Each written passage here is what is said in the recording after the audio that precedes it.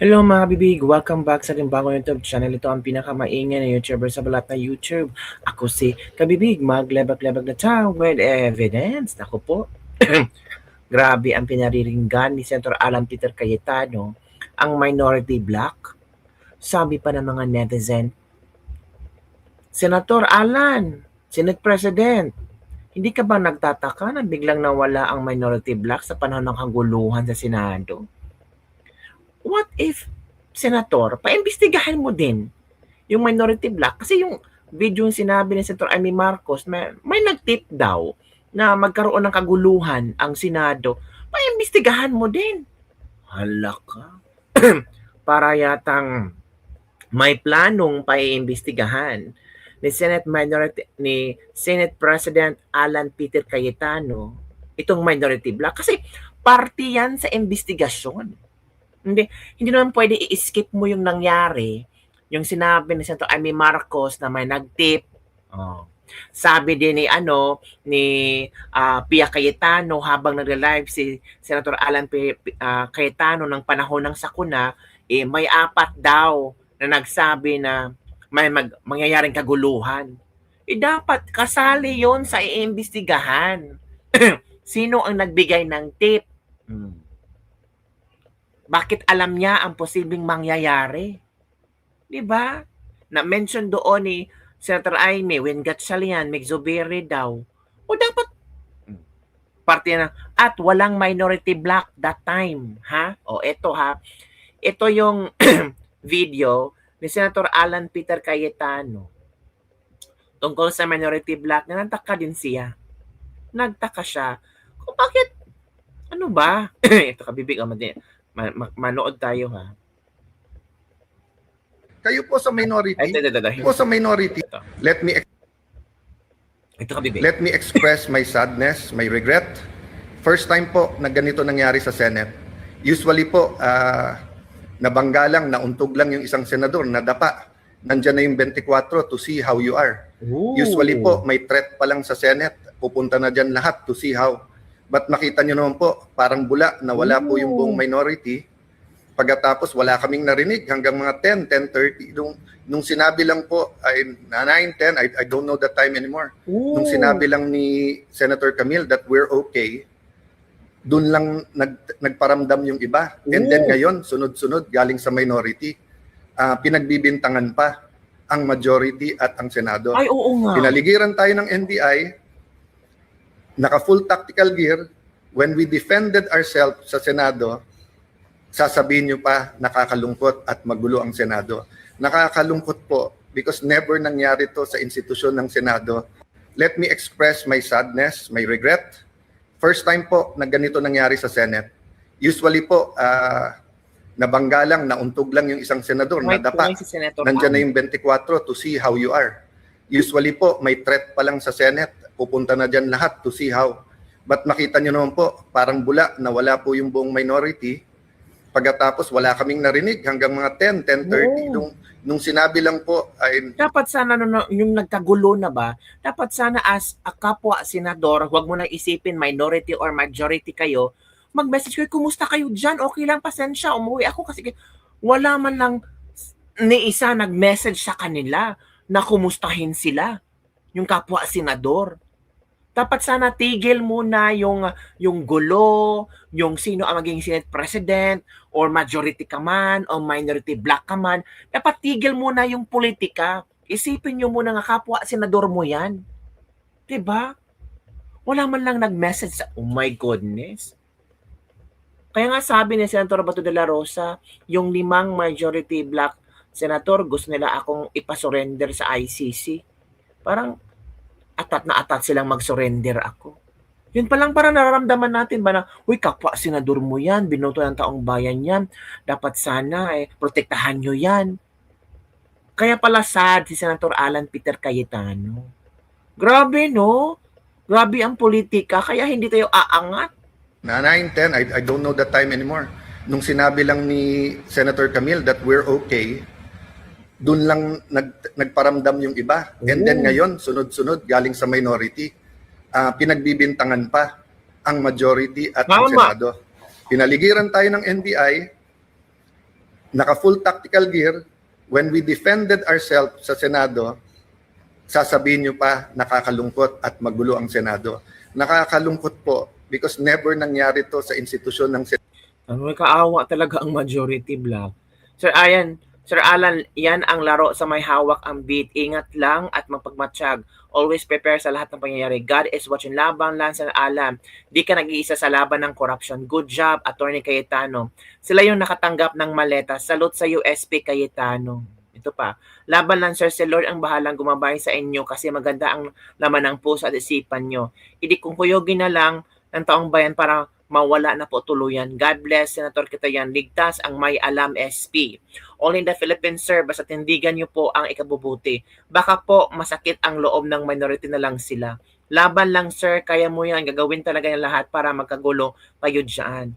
Oh my goodness, ano ba yung bansa natin? Ganito na yung pamumuno ni BBM, Panginoon, Jesus, gabayan mo sila. Oh, yung kabibiga. Ito pa, may iba pa. Express, Ito pa kabibigo. Ito. mas kayo po sa minority, Yan, mas banatan importante sa inyo ang 2028, mas importante sa inyo ang Senate presidency, Ba, kaso sa buhay na mga kasamahan nyo. banatan I mo. promised my family and some people I will not be emotional in this broadcast, but ito lang po ang pahatid ko po sa lahat ng executive department.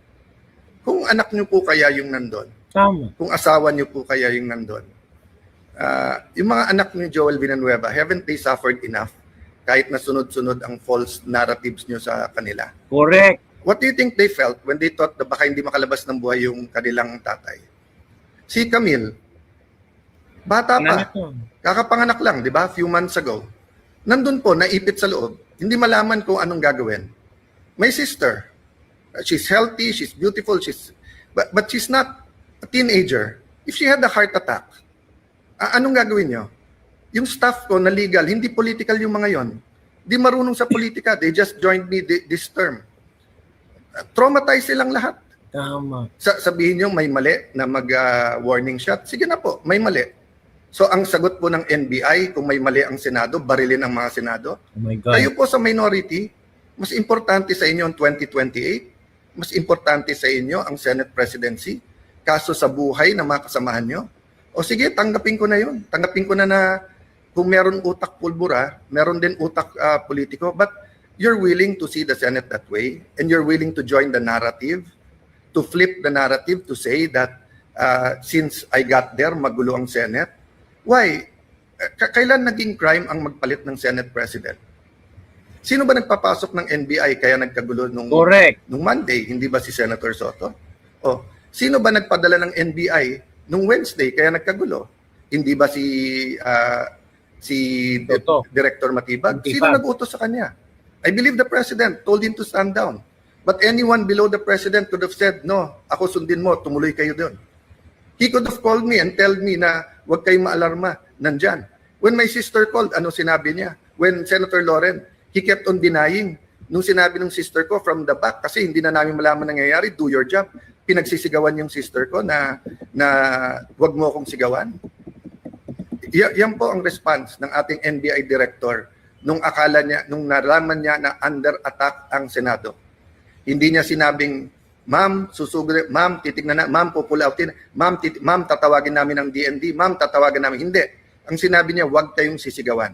So mga kababayan, kung tumawag kayo ng 911 at sinabi yung nilulusob ng mga bahay niyo, may mga armado na puputukan, at ang sabihin ng taga 911 sa inyo, huwag niyo ako sigawan, ano po mararamdaman niyo? So I have held back emotions. I have tried to answer as much as I can. I have a narration of facts. I have the videos. I could have made accusations yesterday sa harap ng media. They know what really happened. But I didn't. Why? Because our country is in several crises right now. The crisis brought by the oil shock. So I want the 5 or 7 bills that can help us. Tinawagan pa ho ako ng DepDev, yung dating NEDA na secretary, kasi biglang kinancel ang LEDAC sa Tuesday at sabi ko, willing ba akong ituloy? Ito, willing po, dahil napaka-importante to.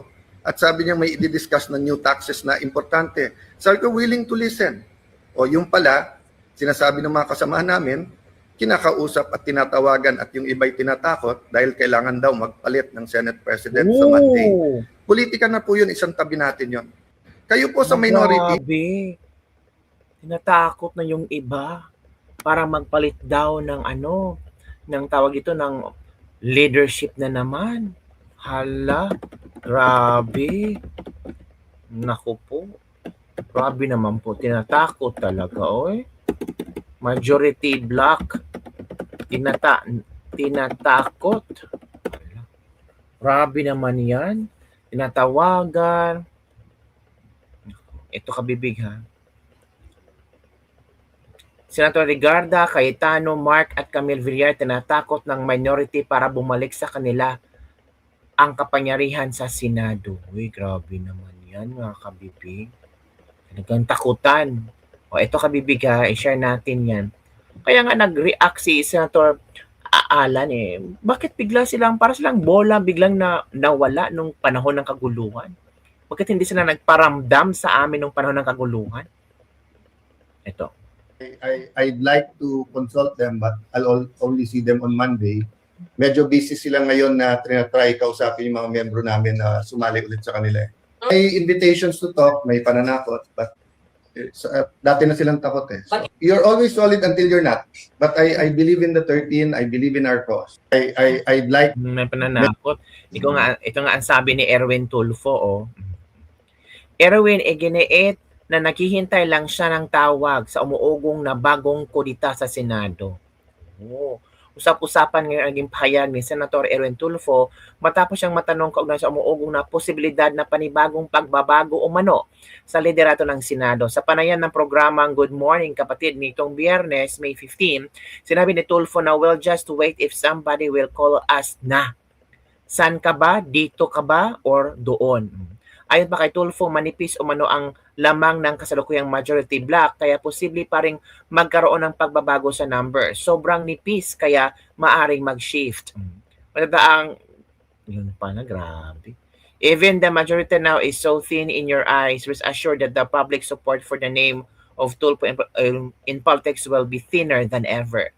Yan talaga ang pakiramdam ng may maleta. Don't worry dyan, Senator Bato, mag-drive-through yon once needed to vote. Sabi nga ni Senator APC na mas mabuti daw yung manipis kesa makapal, kuha nyo yun. Oh, proof that you're in panic mode.